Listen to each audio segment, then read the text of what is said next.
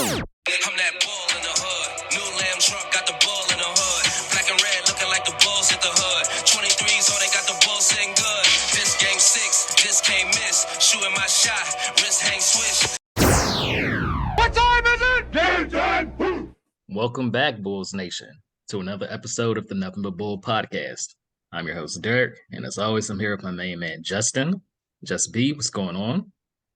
Nothing much. Happy to be here with you all, though. And of course, Melissa, how's it going? What's going on, Bulls Nation? What's up, you two? End of another season, but it was fun. It's not fun because we should be in the playoffs right now. How are you going to start out the lying, Mel?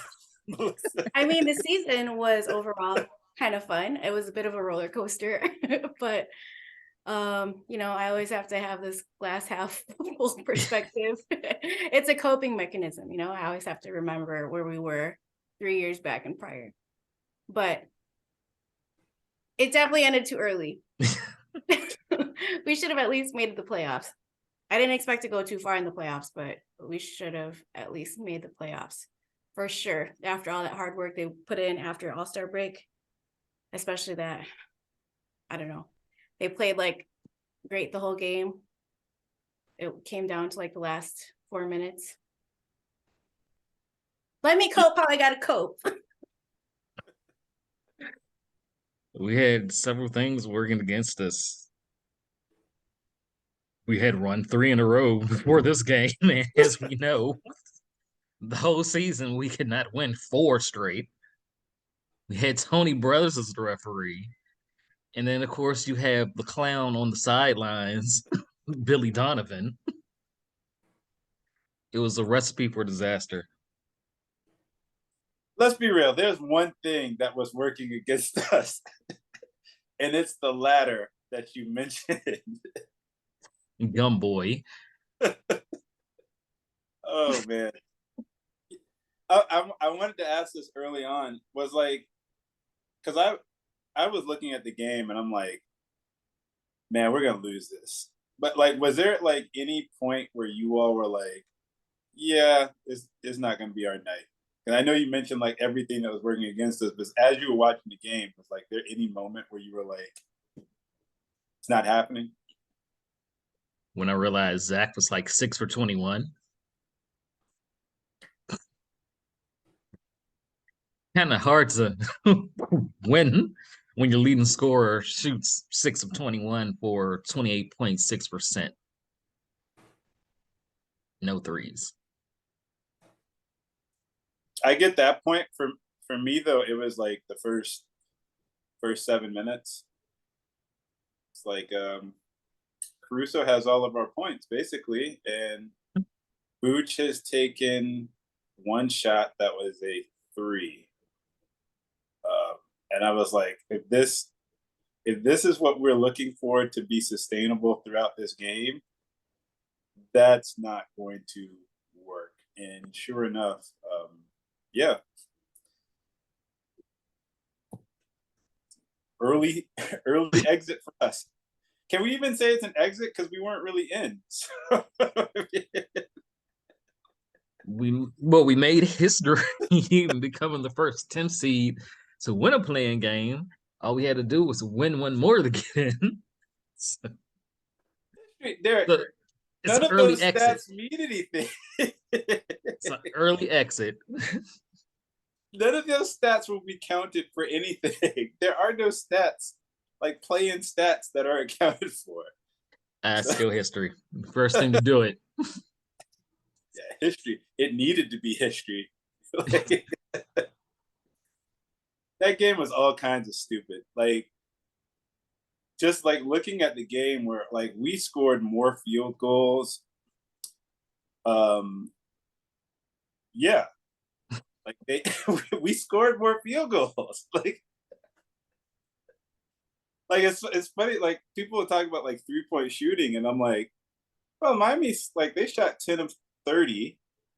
We shot 8 of 28. So it's not like we were like, getting killed from the 3-point range. So we weren't getting killed from the 3-point range. I think we were causing like more turnovers.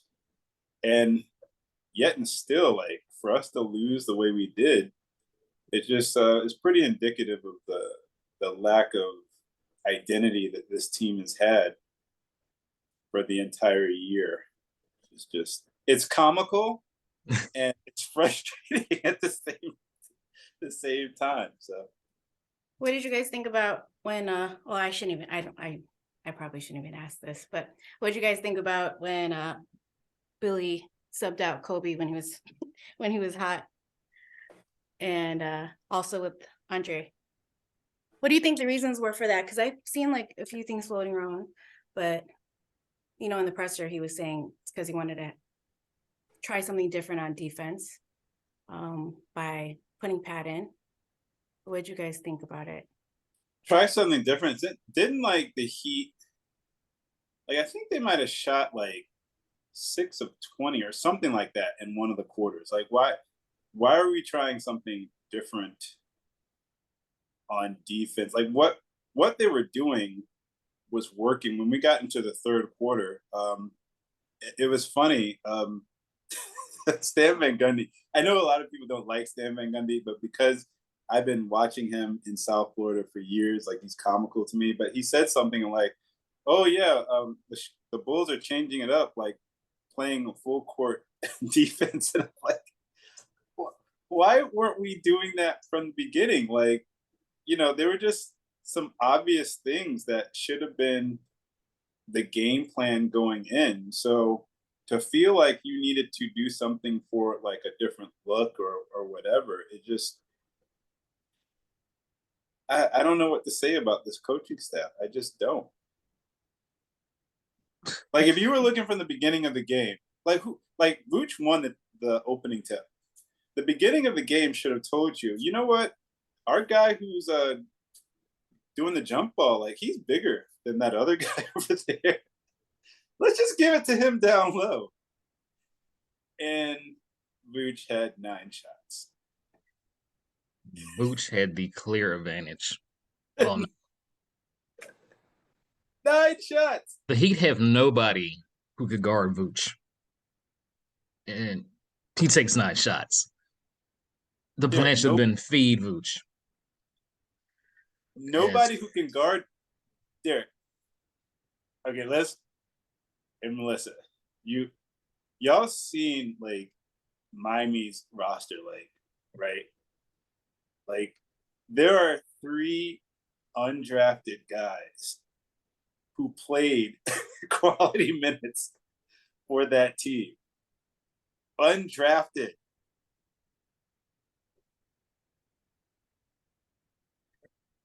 Should have been feed Vooch. The thing about Bam was like considered a defensive anchor because he can switch off on different guys, and he does a great job of doing that. But he cannot guard people in the post. That's something that's been obvious throughout his career in Miami. Anybody who's kept up with the Miami Heat, for them to not attack that clear advantage and just like keep punishing and keep punishing and keep punishing. It was like, I understood that they were like trying to close off like the lanes and keep DeMar and Zach out of the lane from getting to the basket. But one of the staples of the offense should have been get Vooch on the elbow, get him in the paint.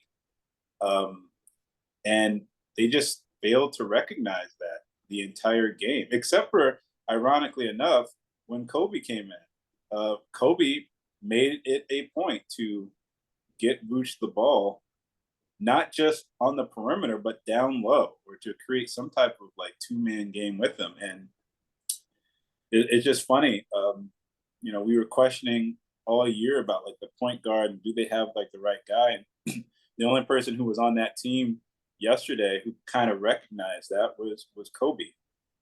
Yeah, let me get it to the guy who's bigger than everybody and also is more skilled on offense than Bam is on defense. Like it should have just been an obvious thing, and we just didn't do it. Unfortunately, that's been kind of like the story of the whole season when they figure out something that works, especially, I mean, it's something we talk about all the time, using Vooch as like the connecting piece. We see how great they flow when they use him as such, and he really did get used to that role. He's been like a double machine. But when they're feeling it, they're great. Offense is flowing, but it's so unpredictable. It's really inconsistent. It's really just a flow thing. Like sometimes they're in flow and sometimes they're not, and a lot of it has to do with, again, lack of offensive identity. And then they just go away from things that work, which is utilizing Vooch more. But I don't know. It's been a tough one this season. There was improvement over last season. Of course, they kicked it up after All-Star break, adding Pat to the roster, and Kobe's improvement and just having like that true point guard has been great for the team. But my expectations weren't really that high this season after what we saw, and with Zoe staying down, and that new news. But they were higher than last season, and I think the talent, not that we added that many pieces, the expectations were higher than last season. So it is still pretty disappointing, but it is what it is. Hopefully they build off of this, and we'll see what kind of changes they make. You guys watch the pressers? Yeah. I didn't get to see it. Like, going back to this question about, Billy pulling out Kobe. He said it was for defense. Mm-hmm. He was getting killed by Max Strus, like from three. Because it was a point I was texting Stacey King, and I'm like, "Who is guarding Max Strus?" And he's like, "Kobe is so effing far home, he can't get back in time." So to hear Billy was like, "Oh, it's for defense," well, I'm like, he was getting killed by Strus, but Caruso should have been on Strus. I didn't understand why AC wasn't on him. But that also goes back to like that. Honestly, that goes back to game planning. And the reason why I say that is because when Miami attacked Chicago on defense, like they went into a zone, and the Bulls had no idea what to do when they went into a zone. And it should have been just obvious, just get into the middle, get into the paint. But like it just comes from a lack of preparation. And it's not to like absolve like Kobe from like his defensive assignments on Strus, or even to absolve Zach with his lack of executing the offense. 6 of 21, you can't do that when you're trying to, when a game is this important. But a lot of that, I got to question like the repetition as far as the practice and what those guys are being presented with, or just like a simple timeout. Hey, that guy's killing us, and then it's also like you have an advantage. Just like if Strus is going to be in there, he's undersized. Just like the entire Miami Heat roster is just clearly undersized. There should have been some way that they could have gotten those guys into foul trouble. Just like with the athletic ability of DeMar, of Zach, and even with P. Will. Like getting those guys on the move so that they could attack Miami's defense and not allow them to just be stationary. That it should have been something that, at least as the game went on, should have been addressed. Like how many 3-point shots did Strus have? Was it like 5? It was more than 5. 5? It was more than 5. Let me see real quick. He had 5 like in the first quarter. Max. But it's like, what is going on as far as like as the game is moving ahead? Okay, he had 7. 7 of 12. 31 points. Like I don't mind like him going off like that, but for him to have only 3 fouls when clearly our wings have an advantage over him athletically. that doesn't make any sense. It just doesn't register for me.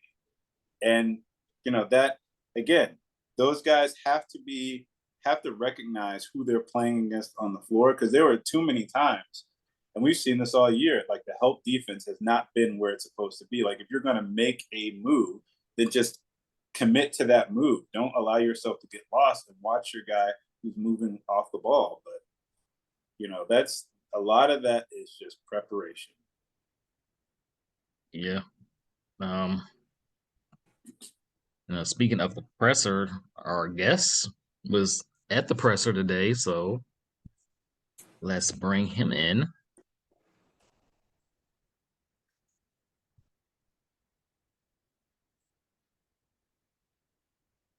There he is. We are being joined by the senior writer for WARR Media and the Bulls reporter for the Bigs Media, Joshua Hicks. Joshua, how's it going? Going pretty good, guys. How about you? All right, man. Thanks for coming on. I appreciate the opportunity. So yeah, thanks, Joshua. I feel like I put like more effort in through no fault of your own in trying to track you down than I did in trying to secure a first date with my wife. So I'm glad the schedule finally came together. But thank you for being patient and coming on. No problem at all. So Joshua, as I was bringing you on, I mentioned that you were at the end of season presser today.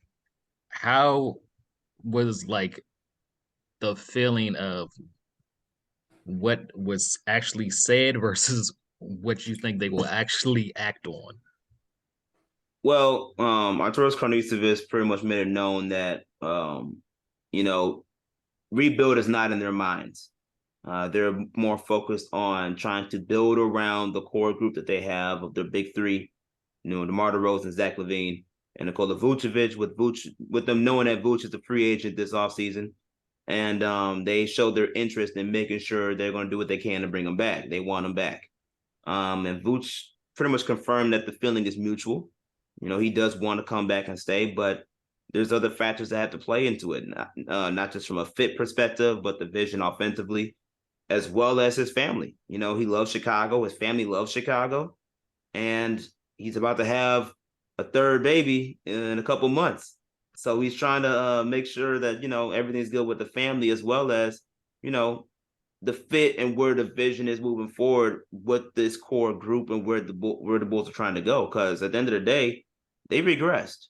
They went from being a playoff team last year, guaranteed playoff team last year, no play-in on top of that, to, losing in the first round into this season where you have to play in to try to even get a play-in spot, and you don't even make the playoffs off of that.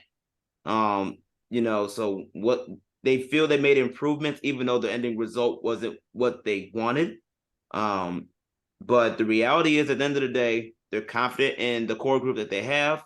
They want to maintain those guys and build the right pieces necessary to help propel the team moving forward. What that looks like remains to be seen, because even though it looks like the team could potentially be slightly retooled, the team, Karnisovas knows that all options are on the table. He's going to evaluate all options, which does mean if Vuce doesn't come back, or DeMar DeRozan may seem to be wanting in a different situation, considering that he did come here because of Vuce. You don't know what the team's going to look like moving forward for the season, but it's pretty much clear that from as of right now, their direction is building around the core group of DeMar DeRozan, Zach LaVine, and Nikola Vucevic, and bringing the best tools possible to make sure this team flourishes in a way that it can flourish. And some of it is going to be growth within the organization from a player's perspective that's currently on the roster. Some of it is re-signing a couple guys like Kobe White. He's a restricted free agent this offseason. And they expressed interest in bringing him back. So it's figuring out those kinks, but also at the same time, filling out the areas that they know they need to improve in. And that's a lot of areas. You talk about lack of rebounding. You talk about the lack of depth in the front court. You talk about the lack of three-point shooting. The Bulls were dead last in three-point shooting this past season. So they're aware of what needs to be done, but me personally, I do have question marks regarding are they actually going to go forth and get it done in the way that they want to, considering they were big on continuity and they were big on giving the team the chance for players to grow in chemistry wise, as well as their skill sets to see what this team, the makeup of this team really can be. And they underachieved this year in the season where they expected second round playoffs or further. So it just depends on what they're going to do. But right now they're talking all the right things. I watched some of the presser too, and I noticed he was very enthusiastic about when he was asked about re-signing Kobe. It was very definitive. I didn't really get that same feeling when he was asked about Ayo. Maybe it's just me. But what did you get from that, or how did it feel when he answered that question? I know he did say that like he's looking to keep him as long as possible, but it just didn't feel as enthusiastic. Well, Ayo had an up and down season. You have to be mindful of the fact that when I talked to him, he didn't necessarily say he's in a sophomore slump. When you talk about his sophomore year into the league, but it was very much up and down. He went from starting point guard to coming off the bench to go back into starting lineup. And then at the end, Patrick Beverley came in and pretty much took that starting point guard spot and proven that at the end of the day, the Bulls needed a veteran point guard in that backcourt, not just a young and upcoming player who is learning to be a point guard, because he's not necessarily a point guard coming out of University of Illinois. So he's still learning that position, and Kobe White for sure at that time was still learning that position. So you had to bring in veteran help with Lonzo Ball being out, and that's what they did. And I wasn't waved by that. He was more focused on just being a team guy, and he knows where he needs to improve at. But because of the fact that the point guard position was such a problem this season, I think the Bulls know what they need to do to fill it, especially since they, as of right now, are getting the feeling that Lonzo Ball is going to miss a lot of time next season. They're not going to completely rule out saying that he's out for next year, but because Arturas did say that he is confident that Lonzo Ball will be coming back. However, Lonzo Ball, three knee surgeries now, and you've missed 2 years of basketball. I can't guarantee that he's going to come back and be the same player right away. So they're going to need a point guard or an insurance policy on that point guard position. And especially we talk about from a starting point guard, Ayo, as of right now, doesn't fully give what that starting point position can be. He can be a great backup, but as of right now, I think the Bulls know what they need to do with that position. And yeah, you can get the vibe that he wants Ayo there, but it's not a guarantee that he will be there, because they want to retool that position in such a way where it doesn't have a lot of relapses like they experienced this past season. So with that being said, who do you think the focus will primarily shift towards the front office going back to try to resign? Like, will it be Kobe, Pat, or Ayo? Like, who do you think like they put their primary focus on? It's most likely going to be, Vooch number one. Vooch is definitely the number one option right now to secure. But outside of Vooch, Kobe White's most likely going to be next. It's probably going to be Kobe and Pat. Because they are very high on Patrick Williams, and this is his first real season that he had where he was healthy enough to play through, because he's been injured his first few years. So they liked what they saw out of Patrick Williams, and they understand that Patrick Williams is still figuring out when and where to pick his spots, because he's playing with 3 stars, and he's still trying to figure out the way to land within the game. But they like what they saw from him, and I know they will probably want to grow him even that much further, because when Patrick Williams really starts to understand the game and be more consistent with his aggressive play, he has a chance to be a special player. He does. And the Bulls know that, and they don't want that to just go away right away. Because if they had a chance, if that's how they felt about him, or they felt like he wasn't going to be a good fit for this current team right now, he would have been traded by now. He would have been part of some other deal that could have brought in someone that can fill that void. but they have him and they want him. So because of the fact that he was Karnisovas and Mark Eversley's very first pick since they were been in office, and the fact that Kobe White has pretty much earned the trust of that front office and Billy Donovan, because we have to be mindful of the fact that Arturas Karnisovas did not draft Kobe White. John Paxson and Gar Forman did. So for him to earn the trust of that front office and Billy Donovan to pretty much say, we want you to be that guy, and Billy Donovan emphasizing today, he believes Kobe White does have a chance to be a starting point guard in this league because of the fact that he's grown so much since he's been here in Chicago. I can't see Ayo having that much of a spot, especially when you already got Dalen Terry on the rise too on this Bulls roster, whom made an argument last year that he may not be the best offensive player, but he feels what the Bulls need, which is defensive presence in the perimeter and energy and a tenacity that fits the physical component that Arturas Karnisovas and Mark Eversley are looking for. So Ayo's kind of in the mud right now. I think he's going to be in the mud for a little bit because he's not going to be the primary focus. It's probably going to be Kobe White and Patrick Williams outside of the big fish in Nikola Vucevic. Right. Like I think it was KC that had asked Arturas, who's like, well, you sound like you're trying to sign everybody, but I don't think you have the cap space to do it. And he's just kind of laughing it off. So I was like, immediately I'm thinking Ayo has got to be the man out. And I don't know. I think Javonte Green's probably not under contract anymore, is he? No. Javonte Green, he's a free agent as well. It's hard to see what they're gonna do right now because the way they expressed it was they're gonna look at every option, but at the same time, their heart is still like in this phase where we kind of like what we have, and let's just see where it goes.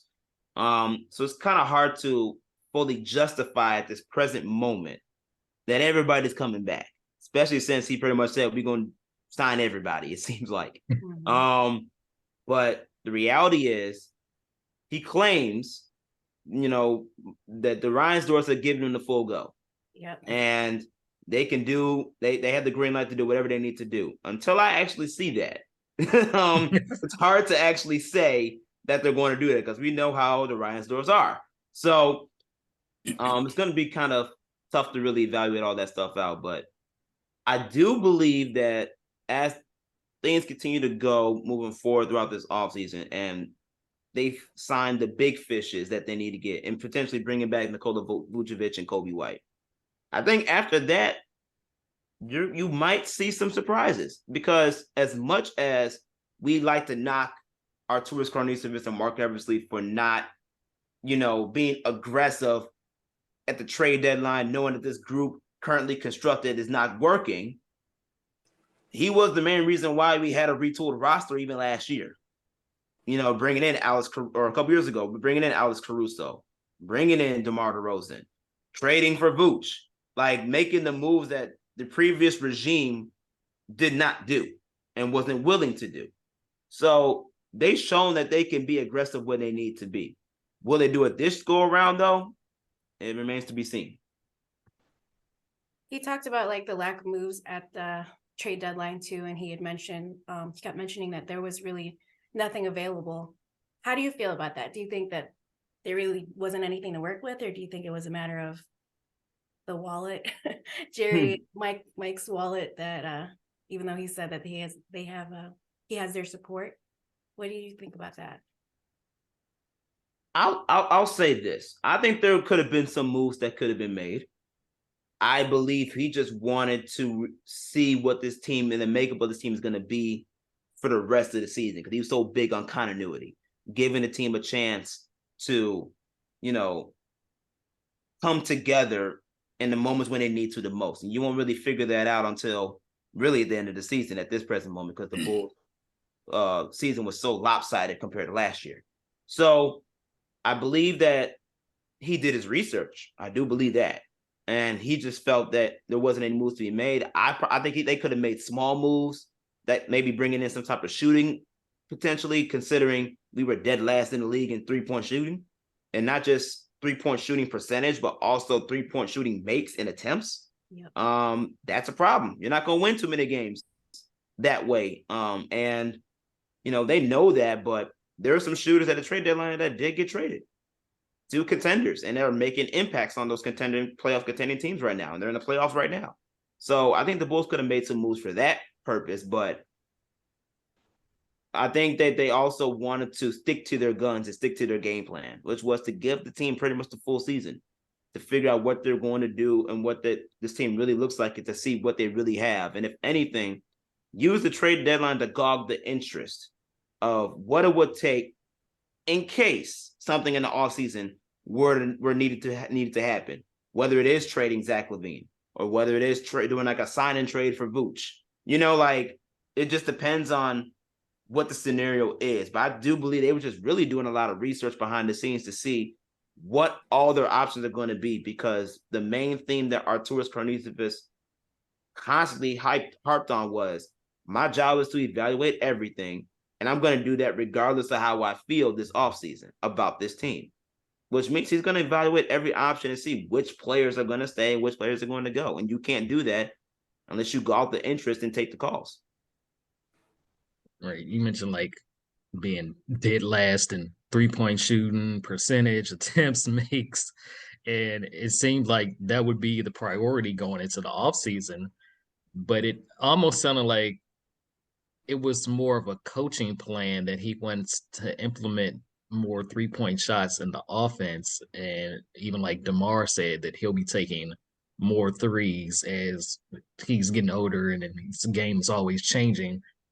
So it didn't seem like they're necessarily going to just go out and try to find shooters, but they just want to like implement it more in the coaching plan for players to improve their shooting. There's some of that. I will say that, because when you talk to someone like Kobe White, who's one of the best 3-point shooters on the team, he'll tell you part of the reason why we didn't shoot the best is because we didn't take a lot of threes. We turned down a lot of 3-point jump shots, and him himself included. So his biggest thing was harping on the fact that we just didn't take advantage of opportunities that were given to us behind the 3-point line. And that eventually is going to have to give when you talk about the Bulls, where you're not only struggling to make the three, but you're constantly starting off games slow, and you're always in the hole, behind that in the hole with big deficits, double-digit deficits in early amounts of games. Like those type of things that have to improve. Part of it is you being aggressive with your 3-point shooting so you can make those comebacks. So that way you can not always be playing catch up. And players know that. And the coaches actually really do believe in the players that they do have from a shooting perspective. And quite honestly, you can agree with some of that. Alex Caruso is a 40% career 3-point shooter. Javonte Green, before he got hurt, improved his jump shot drastically and was making timely threes. Kobe White, same way. We always knew he was a sniper. He was sniping from three and shooting over 40% from the 3-point line, especially in the last half of the season. When Zach LaVine got himself together, he was shooting 35% or more from three. So the shooting, for the most part, was improving and was somewhat there. And I know that's what they were relying on, was the player development for each player to add that element to their game. And it was working in the beginning. But obviously with injuries, players trying to get themselves together, and like Kobe mentioned, the lack of IQ and of risk-taking when it comes to shooting and making 3-point jump shots, that all factors into why the Bulls were dead last. And will they make moves to change that? I hope so. Arturas Karnisovas said that they were heavily going to look into that. But you can look into a lot of things. I look into homes out here. I already got a home. So I don't necessarily have to move. They got to actually make the move to get these people. And we know they can do it, but this is a different offseason compared to what it was a couple of years ago. It has been something that we have talked about several times, and many fans have harped on, the fact that this team just doesn't seem to have a consistent offensive identity. And I know part of that is tied into them and their ability to take and make 3-point shots. You talked about the front office kind of being excited about signing those players. Are the players, just from what you've gauged and with you being around them, do you feel like they're fully buying into the system and the front office's ability to address the concerns of the team and get them over the hump to the next step, which is not just trying to make the play-in tournament? Yeah, they're bought in. It wasn't like this season there was a huge disconnect between any of the players really and the coaching staff or front office. You can make a case for one of the players in Andre Drummond who kind of had a little bit of a disconnect, considering that, playing time, availability, etc.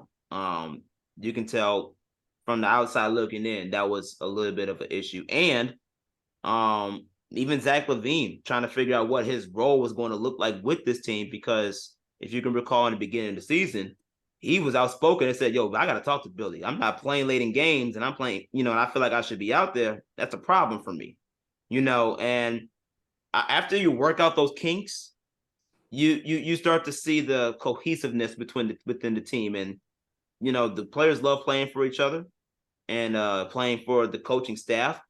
But I also think this year was a little bit more difficult because this was a new offensive system. This was the offense that was supposed to be built on randomness, less DeMar DeRozan, but more share the wealth. When you talk about scoring and putting people in the positions to exploit their gifts. And the problem is, to me, from the outside looking in, there wasn't a lot of that. When you play through Zach LaVine and DeMar DeRozan, that's completely iso ball, half of your offense. When the Bulls played through Nikola Vucevic, whether he scores or not, the offense flowed. There was a movement. There was constant action, and you normally got positive results from it. The Bulls never express the IQ of sticking to that game plan. Game plans always change, whether it's beginning of the game, middle of the game, end of the game. It's no consistency of playing well for 48 minutes of basketball. And that's been a problem this season for them. So it's a lot of factors, to be honest with you. It's not just players supposedly buying in or not. That they've always been bought in. The problem is the offense that they ran this season, there's inconsistencies and there were flaws to it. And it showed in massive ways. And because of that, that's where Billy Donovan has to go back to the drawing board and figure out, okay, how can we make this offense that much better?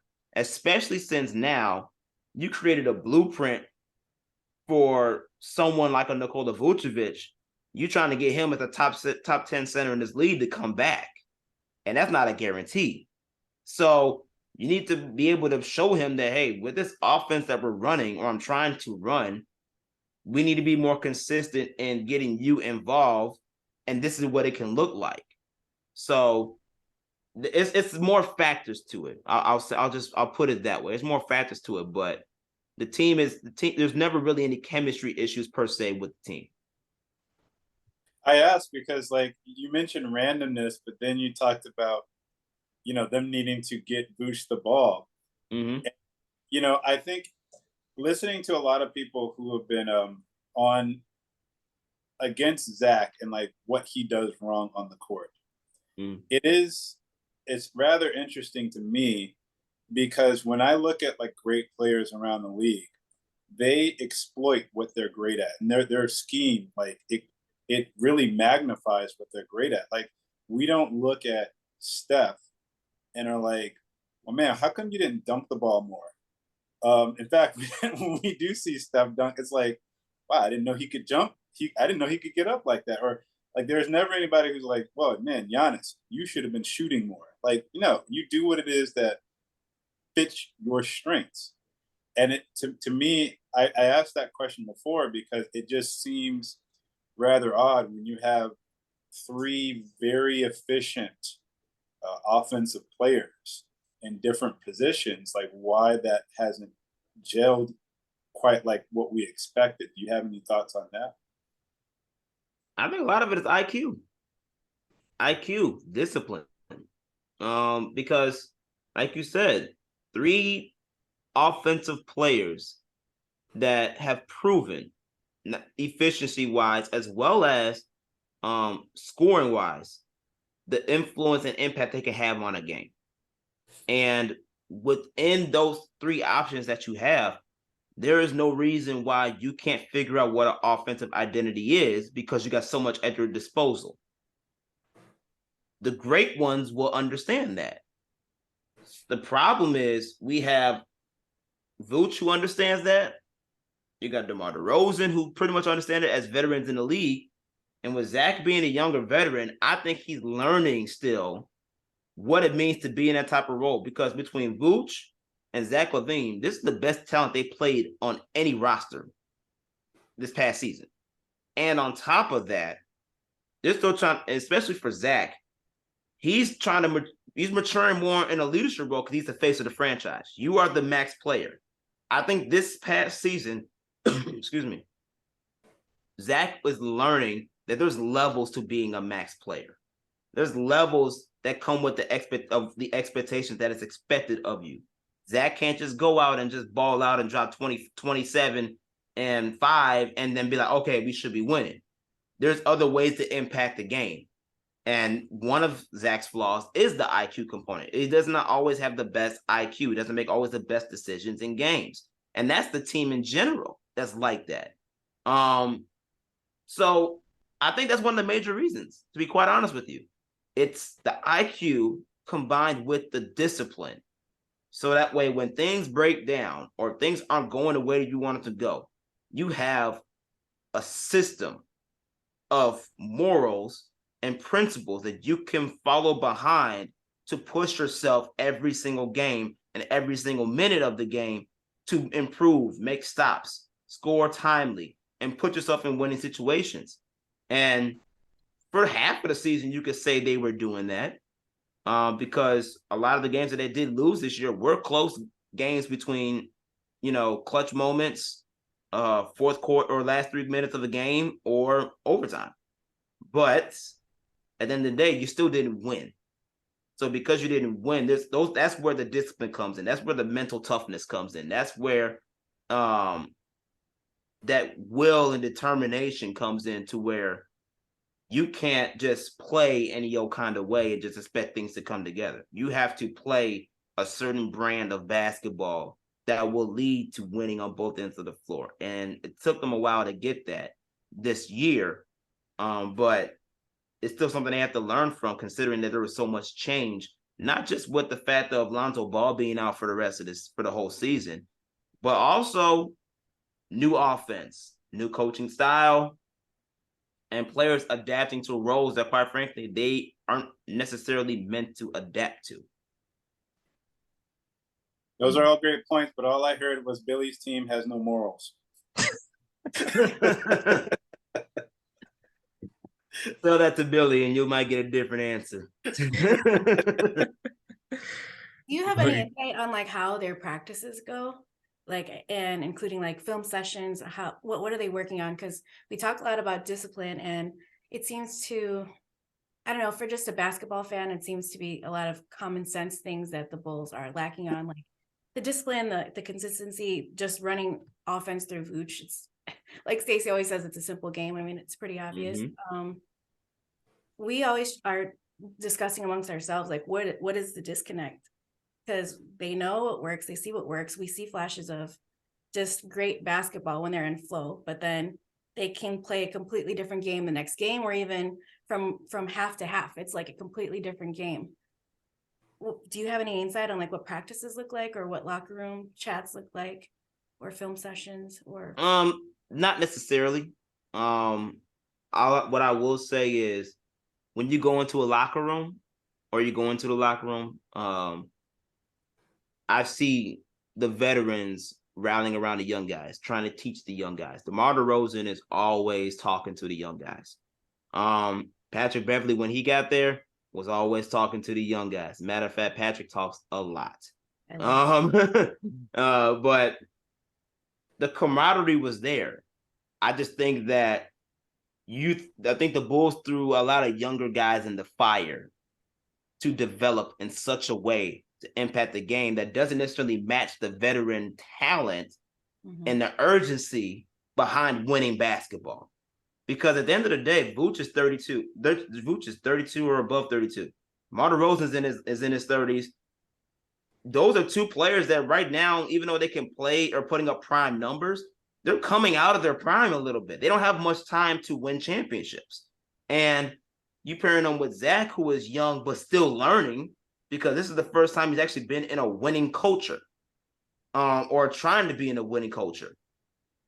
You have those three leading your team, and you're hoping that your other main players that you play are all guys that are younger, barely made the first 4 or 5 years in the league. So that's a lot of responsibility to give to a core group of people when you know the sense of urgency to win, especially with their contracts being in a 3-year period. It's the chances are slim. And I think we caught lightning in a bottle in the beginning when they all first arrived because of Lonzo Ball, his impact from a point guard perspective. And it was just, and they were winning early, and it just seemed everything gelled so well. And the fact that when Lonzo got out, you can just tell and Zach got hurt, things just derailed.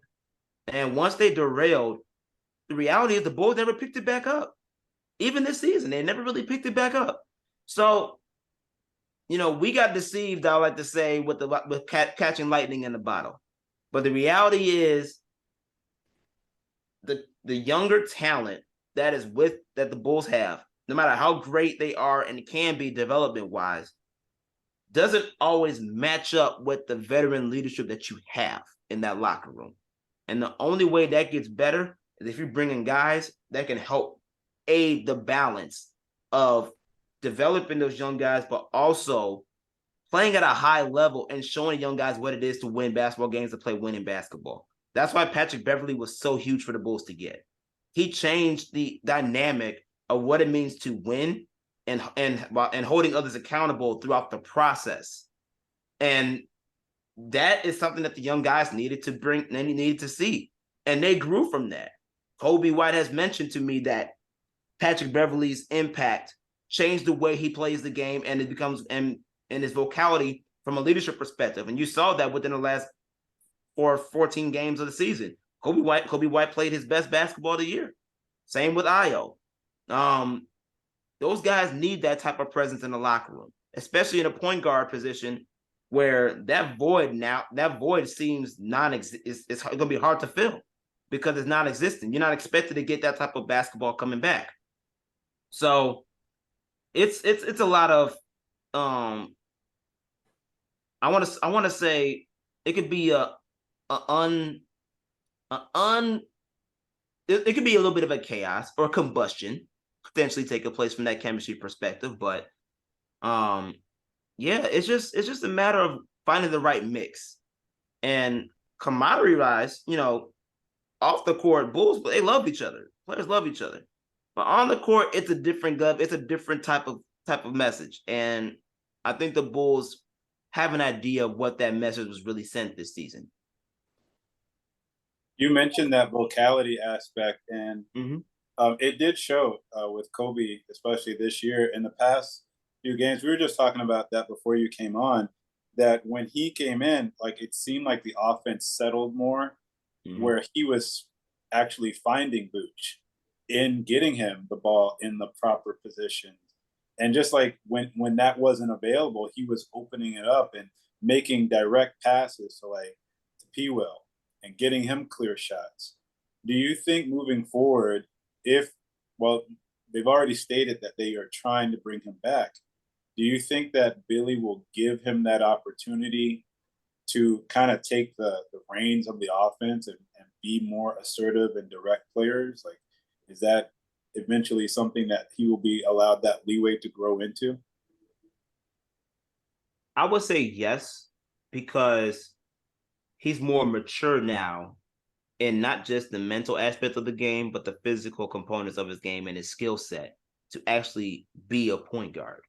When he took that position 2 years ago, he wasn't ready, and it showed that he wasn't ready. But there was no winning expectations with that team anyways, because there was so much turmoil. We talk about Fred Hoiberg being gone, and you got Jim Boylan, Garpax. You know, it was a lot of stuff going on when Kobe White got here. So him learning on the fly, you know, to be that point guard that, quite frankly, for that system just wasn't neat. It just didn't fit. That's why Lonzo Ball was such a huge pickup, because he fit exactly what Billy Donovan was looking for, which was at the time a traditional point guard. But I think because of this offensive change that's taking place, it allowed time for Kobe White to find his niche, which for him was when that he was comfortable with was coming off the bench and just being him. Kobe White is not a regular point guard. He is a scoring point guard. He is I can get guys in the right positions, but my best skill set is putting the ball in the basket. And now the Bulls have a chance to use some of that growth and some of that skill set to implement it into an offense that, quite frankly, needs that high power. Because if you don't have that high power, you're going to be sluggish. There's not going to be no quick pace to your offense, which is why Io started the season as the point guard anyways, because Io pushed the pace. But you also saw that Io was also young, 2 years in the league. He still has to grow in, you know, certain areas that, quite frankly, that position needed. Because Kobe White now has that growth and maturation, he has a better chance of taking on that role. Will he be a starting point guard this year?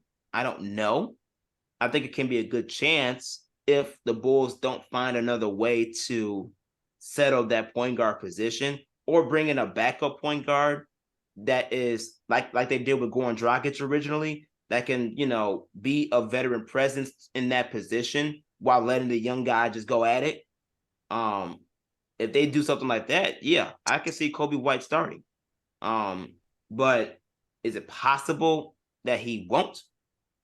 Yeah, it's possible, because if they really go aggressively at this point guard position, with the expectation that as long as Lonzo Ball does eventually heal and he's able to actually come back this season, you know, that space is going to be kind of limited for that role from a minutes perspective. But it's possible.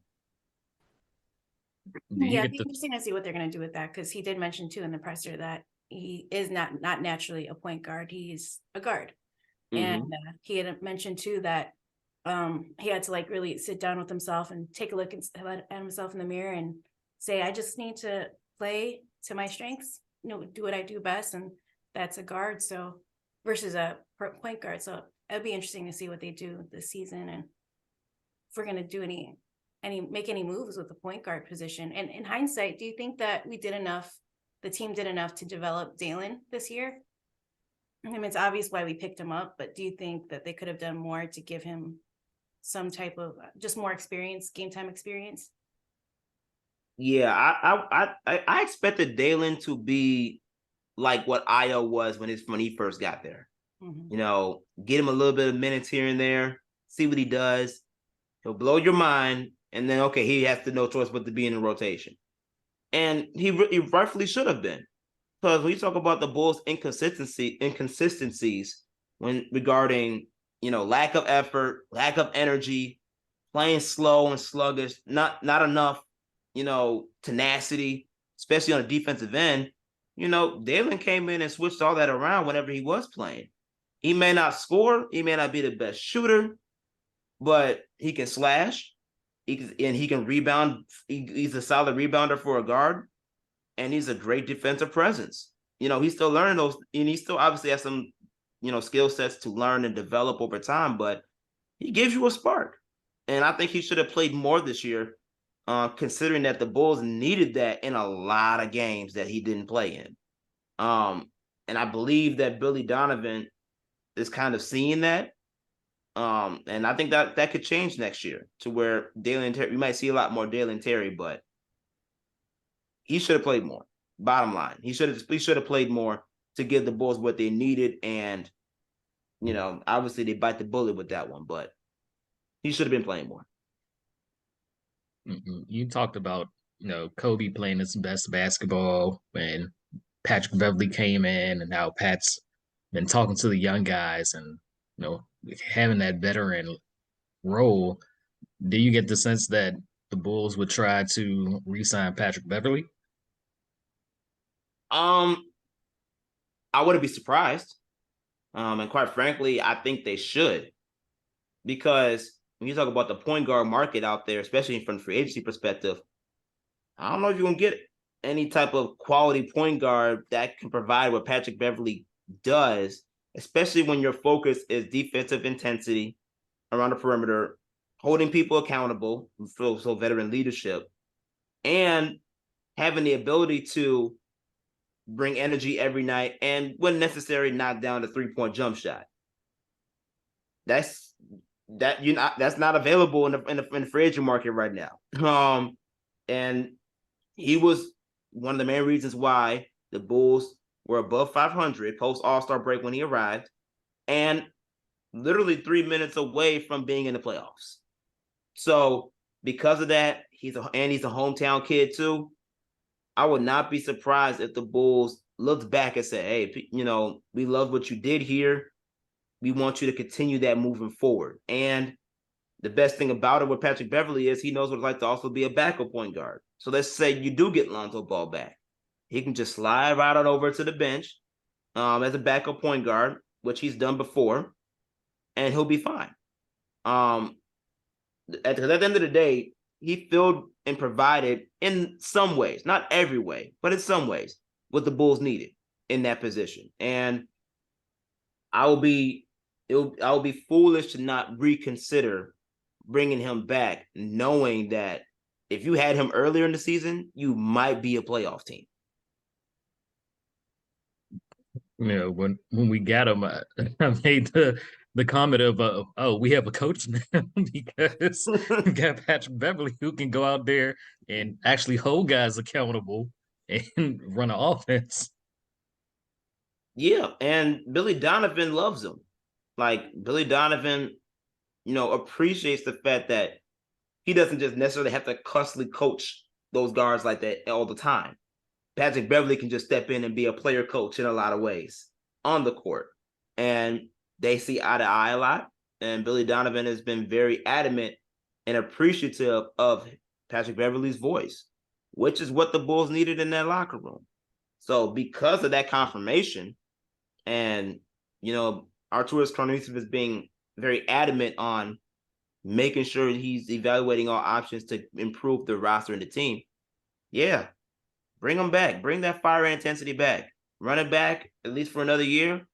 See what happens. Because he plays well with the veteran players, and the veteran players want him. They love him. He's one of those guys where you love to have him on your team, but you hate to play against him. Mm-hmm. And, since the Bulls know what that looked like, I would hate to play against him next year, because he's gonna circle you on the calendar. So I think the Bulls will look into that for sure, and they'll be foolish not to at least reconsider it. If there's better options out there, by all means, go for it. But he's a good insurance policy for what you're looking for. Yeah, Being locked in, does that include the coaching staff as well? Like, will we see any changes from the bench? Maybe like the assistant coaches, or I'm just putting it out there. Like, if the Bulls come out and like they're just sluggish or terrible at the beginning, does Bully have a full leash, or is it short? Can you speak on that at all? I don't expect any coaching changes to take place. Billy Donovan did sign an extension with the team, even though they did it really hush-hush and no one knew about it until literally months later. But he's locked in long-term. So because of the fact he's locked in long-term, and he does have a good rapport with the front office, and front office seems to really include him a lot in the personnel decisions and moves that need to be made for that way he can coach the way that he needs to coach and desires to coach. I don't expect any changes like that to be made. Yeah, the fans wanted, but it was kind of doubtful, especially since the whole coaching staff got an extension before the season. A secret one, low-key one. Yeah, that still rubs my head. I mean, I get it. Especially since Billy Donovan is known for, you know, his being a player's coach. He did help the Oklahoma City Thunder go to the Western Conference Finals when he did have Kevin Durant and Russell Westbrook, you know, and players thrived under his tenure. Russell Westbrook won his MVP under Billy Donovan, you know. Billy Donovan was literally a win away from getting the Thunder to the NBA Finals if they didn't blow that 3-1 lead with the Golden State Warriors. And you know, he coached a young team that was led by Chris Paul in the bubble to the first round to the playoffs and taking the Houston Rockets to 7 games, which is something that no one expected. And for him to be here in Chicago, he turned the team around and got them to the playoffs for the first time in years. So there's a winning record that comes with Billy Donovan. But the fact that they did it so hush-hush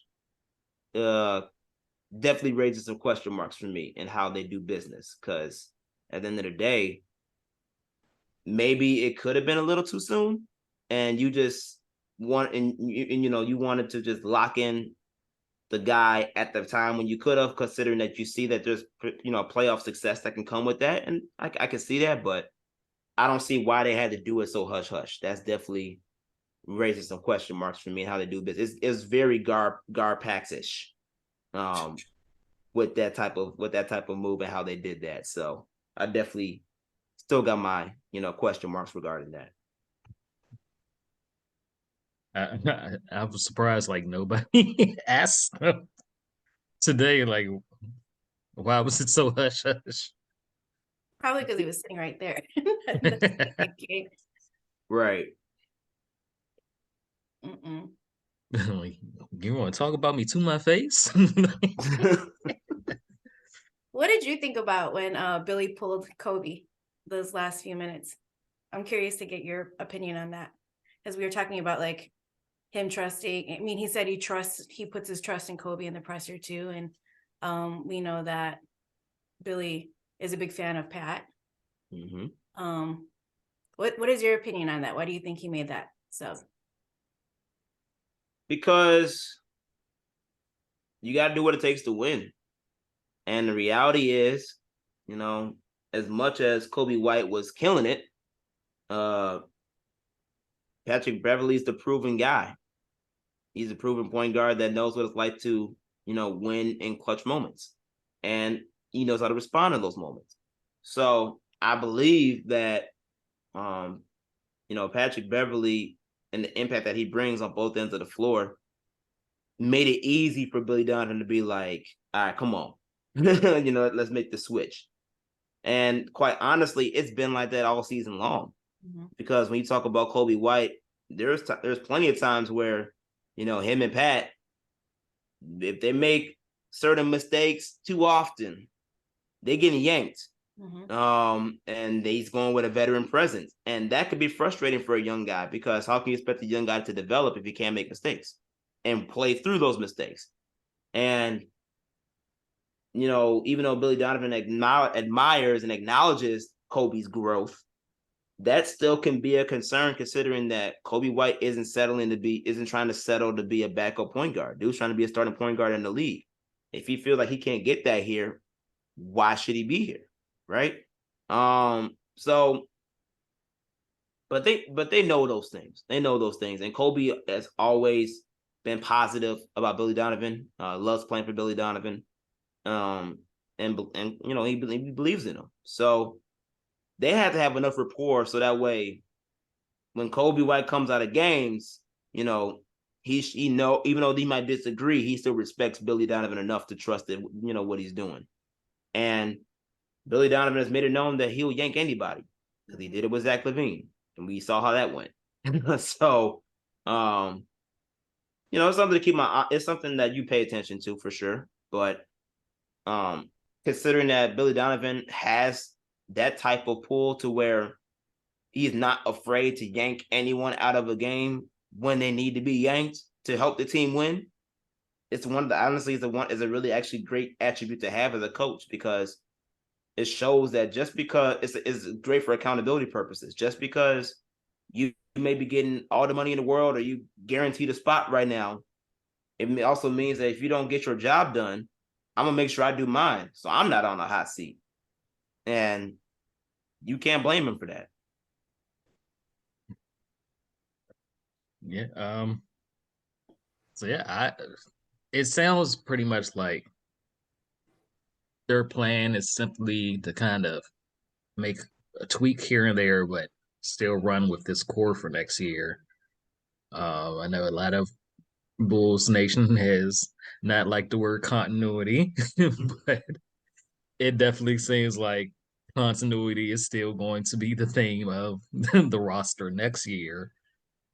And I know DeMar mentioned like last year Zach wasn't healthy, and this year with the quad in the second half when Zach finally got back healthy. So does it seem to you that if they are both healthy, Vooch is back, Kobe's back, that this team with minor tweaks can be a playoff team instead of barely making the play in? Yeah, I do agree with that. The fact that we were even a playing team and we were literally 3 minutes away from making it to the playoffs with what we have now, I think is a testament to the Bulls' talent and the fact that if you do make minor tweaks, and both players can be healthy, and all your players, the core players, can be healthy, you know, a lot of positive can come to the point where you are a playoff team. And it's funny to think about, because when you really do think about it, even though both of those players weren't always healthy at the same times, the 2 years they played together, each of them made all-star appearances. So individually, it works. That duo can work individually, and they can become arguably one of the top deadliest duos in the league. But combining that with a solid point guard, and you find a way to get Vooch to continue to being the double-double machine that he is and impacting the game offensively and defensively, yeah, I'll take that any day. And the Bulls have clearly made it known they will too. So I think that's going to be a game changer this year with the fact that you'll be coming into next season with a healthy DeMar DeRozan and a healthy Zach LaVine, which is something that they expected but never got the reality of. Yeah, well, you heard it there, Bulls Nation. Still believe in this core, because whoever you're doing that, they're going to be back most likely. They're going to try to get Vooch. Right. And I guess my response to Bulls Nation when they say, completely rebuild and get rid of, and all those type of things, who are you going to get in return for these people? Because the market is kind of low for each of these players. Especially when you talk about trying to get draft capital on top of maybe quality talent that can keep the team afloat, and you don't want to do a full rebuild, because they already made it clear we're not trying to do a rebuild. You're trying to retool. So if you were to trade any of those people, what are you going to get back in return as of right now? Because you missed your chance at the trade deadline, which is probably when they had their highest value. So what were you going to get to replace them? And at this present moment, you can't tell me you can get anyone. You can't say that. So because there's no guarantee, you have no choice really but to run it back. And since you're going to run it back, you're now going to have to be forced to make certain changes, so that way your decision in running it back makes the most sense. It's supported. But if you were to trade Vooch and you can't get a top center back or top quality picks to go along with quality talent that can play right now, because you're in a win now situation, what are you going to do? What were you going to do anyways? Like, it just doesn't make sense to me, to where the Bulls are in a weird situation, because you're in a win now situation with the core talent that can help get you there, but the resources around it aren't. And until you fix that problem, I don't know how you can even fix the court. So I don't know, man. I'm just here watching the games every day, like everybody else, reporting on just seeing what they see on the outside looking in. What do I know? But yeah, man, I think this core technically can work, but it's got to be a lot of changes. They got to come to it from the other players' perspectives to make this team move forward. Well, you know a lot, Joshua. We got an insider now, so we appreciate it. Before we get you out of here, can you tell us, are you going to be at Bulls Fest? Are you going to be involved at all? Remains to be seen. But let's put it this way: if I ain't gonna be involved in Bulls Fest, you guys will definitely see it on the social media. We'll be there. That works too. If I'm there, you'll see me there. Sounds good. And where can we follow? Can you tell everybody where we can follow you at on social media? Yeah, you can follow me on Instagram and Twitter at Josh M. Hicks Media. You'll get all my content from there regarding War Media and the Bigs. Right. Well, we appreciate you being on. Thank you again for coming on. Appreciate Hey, your time. appreciate the opportunity. And come back anytime you want to. Hey, sounds good to me. All right. Thanks for coming, Joshua. All right. Take care. Yep. And of course, Bulls Fest will be held now. The date is moved to August 19th through 20th. Website updated. So if you went there before, it was a week earlier, but it's now going to be August 19th through 20th. Hope to see all you guys there. Justin, you coming out to Chicago for the Bulls Fest?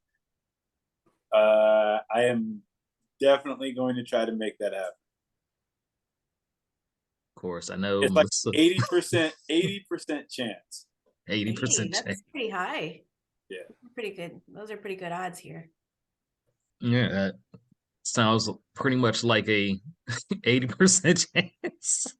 The whole Nothing But Bulls case will be there. So, because I know Melissa's, of course, going to be there. And I'm making the flight out. So, yeah, hope to see all the Bulls Nation there. Should be fun. So, yeah, we have no more games to discuss. The season's over. But, you know, it's like basketball. It never stops. So, try hook up with some guests, and till then, go Bulls. Go Bulls. Then it's game over. The horn blows.